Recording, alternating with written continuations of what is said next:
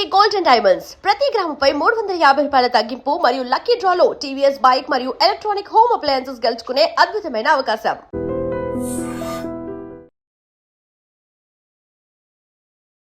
నమస్తే రమ్మగారు. నమస్తే జయ. ఏదైనా ఒక మంచి కథ చెప్తారండి? కోపిష్టి మొగుడు మతిమరుపు పెళ్ళాం. బాగుందా? ఎదురింటి మొగుడు పక్కింటి పెళ్ళాలాగా కదా. చందమామ కథలు కొన్ని బాగుంటాయి జయ. 3 పేజీల కథే. అందులో ఎంత జీవితం ఉంటుందో. ఒక ఊళ్ళోనట ఓ రాఘవులు కనకమ్మ అని భార్యాభర్త ఉన్నారు. ఈ రాఘవులు పరమ కోపిష్టి. రాఘవ అంటారు, ఎంత కోపిష్టో. ఈ కనకానికేమో అమిత మతిమరుపు, అన్నీ మర్చిపోతుంది.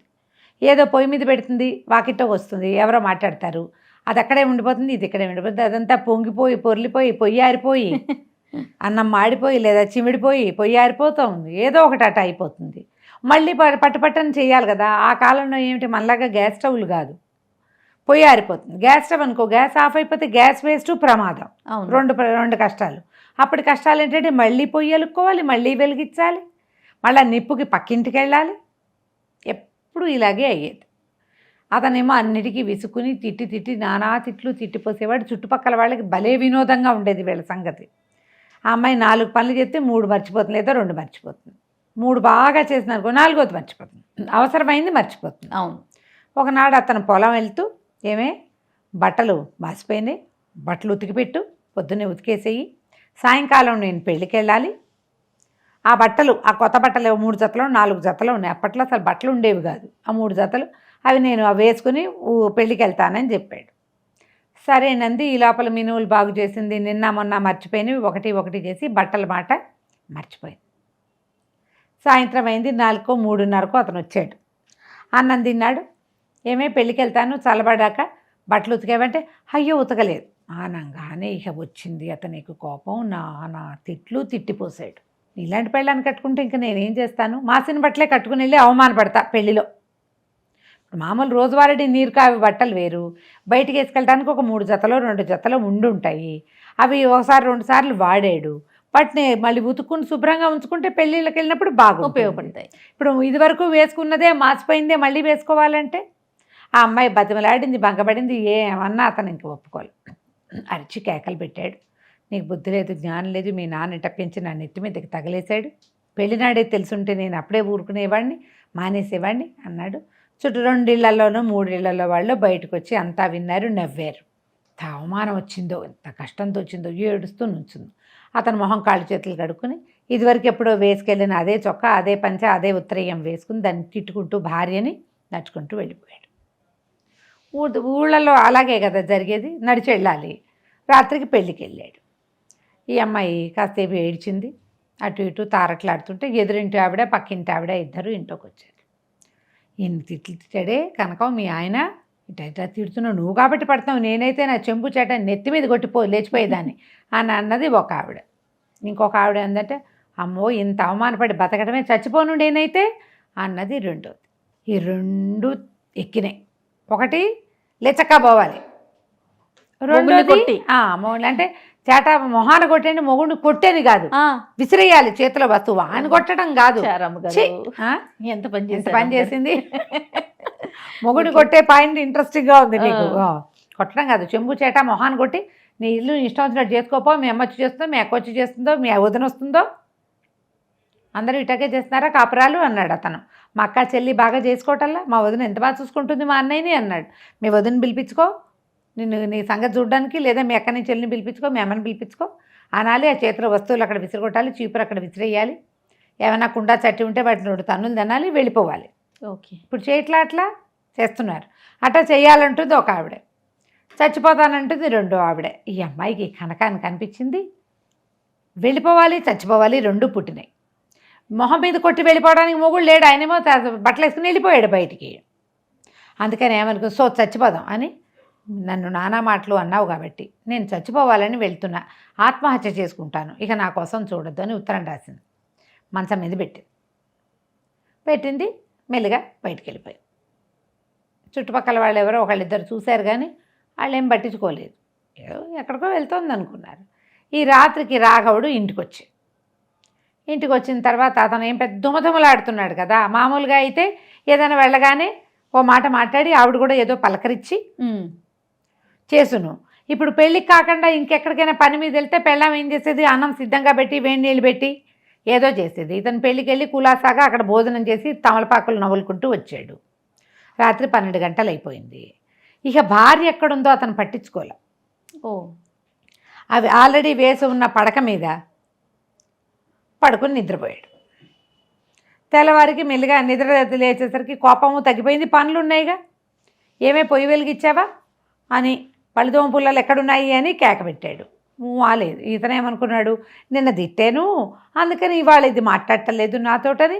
ఇతను లేచి బయటికి వెళ్ళాడు. ఎక్కడిలో అక్కడే ఉంది. ఇతను పట్టించుకోలేదు. ఆ పళ్ళు తోముకున్నాడు. నూతులో చేదేసి 2 చేదలు నీళ్ళు ఎత్తి నెత్తి మీద పోసుకున్నాడు. ఒళ్ళు తుడుచుకుంటూ లోపలికి వచ్చాడు. చూస్తే ఏముంది, ఎక్కడా లేదు, అలికిడి లేదు. అటు ఇటు చూసి వంకెనున్న చొక్కా తీసుకుందామని గదిలోకి వచ్చేసరికల్లా మంచం మీద కాగితం కనపడింది. రాత్రి పడుకున్నాడు కానీ అతను శ్రద్ధ పెట్టలే. తలాపిన ఒక పక్కకి పెట్టుంది.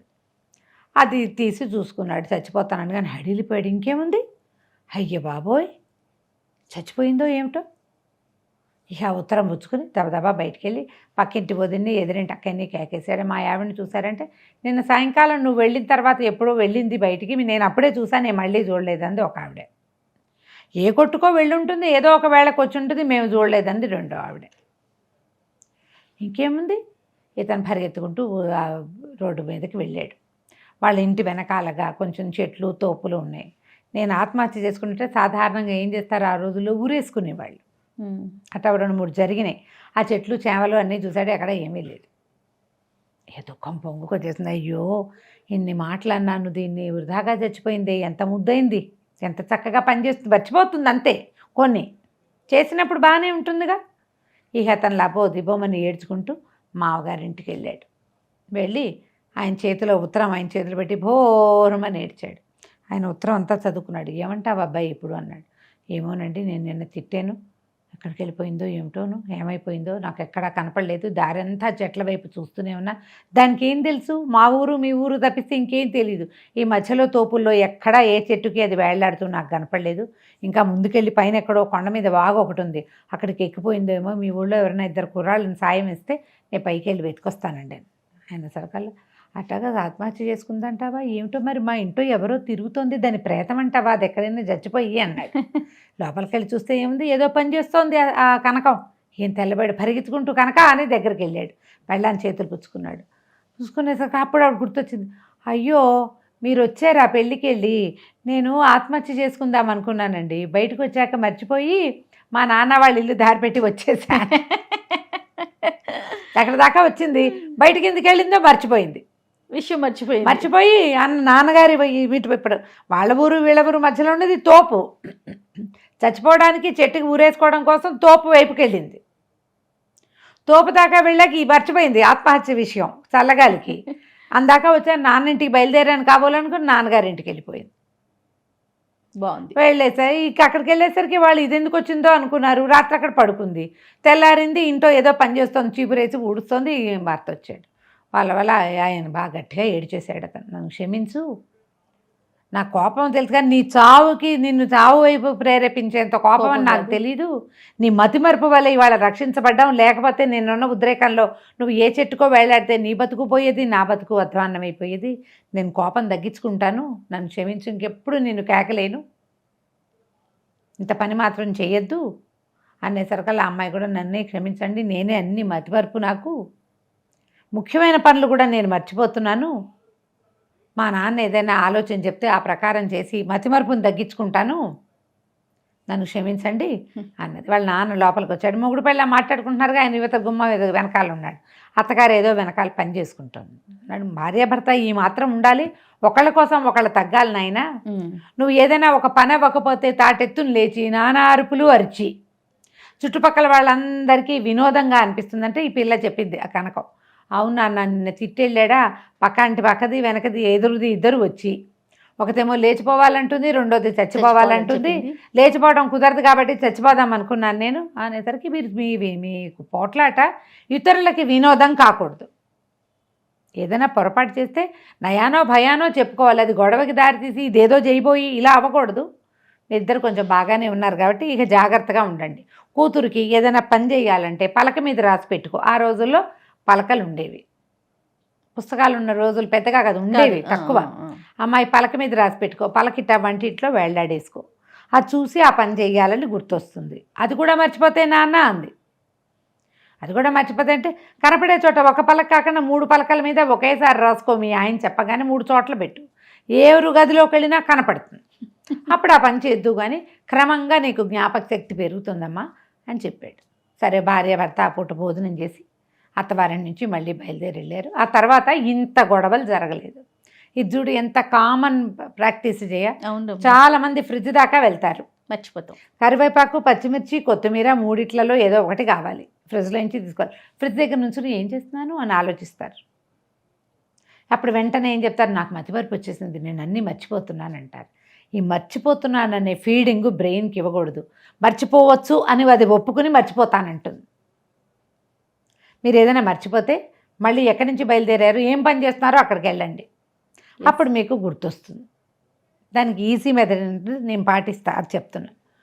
ఈ పచ్చిమిరపకాయలు తీసుకోవాలని స్వాగతంగా పైకి అనుకుంటూ ఫ్రిడ్జ్ దగ్గరికి వెళ్ళండి. కూరలకు పచ్చిమిరపకాయలు లేవు తీసుకోవాలి అని మీరు అవుట్ సైడ్ టాక్ అంటే పైకి చెప్తే కనుక మర్చిపోకుండా ఉంటాం.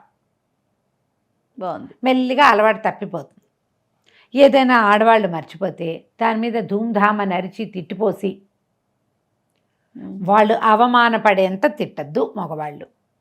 బాగుందిగా, సూపర్ ఉంది రమ్మగారు. కథ కంచికి మనం ఇంటికి. నమస్తే అండి. నమస్తే G. And for more videos, Please subscribe to iDream. Please subscribe to iDream. Please subscribe iDream. And please subscribe to iDream. For more videos, subscribe to iDream. please like, share and subscribe to the channel. Congratulations, iDream. Subscribe to iDream. Subscribe to iDream. So subscribe to iDream Media. iDream ki iDream team andarki huge congratulations. Please subscribe iDream Media. Please subscribe to iDream. Subscribe iDream. Please subscribe to iDream. iDream అంటే నా కళల channel subscribe చేసుకున్న నోరు తిరుగుతలేదు, మీరైతే గంట గుర్తు కొట్టండి. For more such videos, please subscribe to iDream.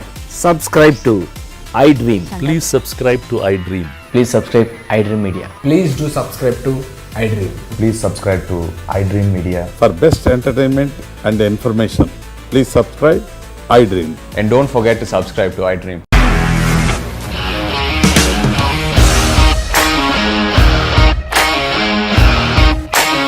ఇండస్ట్రీలో కమిట్మెంట్ ఇష్యూస్ వస్తే నీకు కూడా వచ్చినట్టు. మార్నింగ్ తీసుకెళ్ళాలంటే కొట్టి పడేసాడు.